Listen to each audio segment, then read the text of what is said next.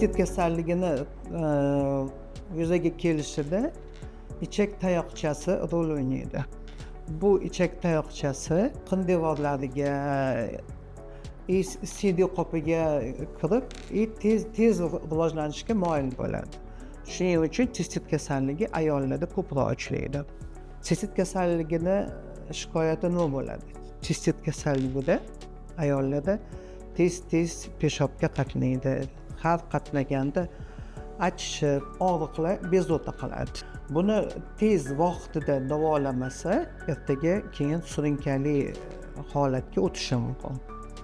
Shuning uchun birinchi shikoyat bo'lganda doktorga, vrachga murojaat qilib, vaqtida davolanish kerak bo'ladi.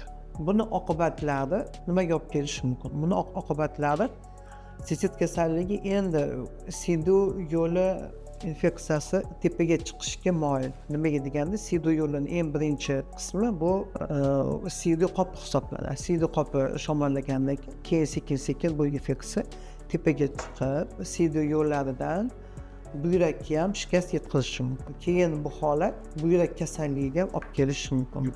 Homilador ayollarda suvsizlanish nima oqibatga olib keladi? Yozda homilador ayol ko'p suyuqlik ichish kerak. Yozda emas, o'zi umuman olganda homiladorlarda qon quyuqlashi ro'y beradi. Homila o'sgan sari qon quyuqlashi bo'ladi.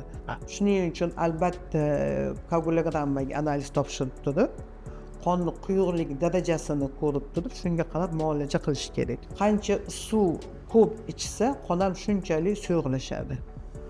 Suvni normasi ham bor, 2-3 litrdan ortiq suv ichishimiz kerak. Suv ichayotganimizni, chiqarayotganimiz bilan ikkalovini solishtirishimiz kerak.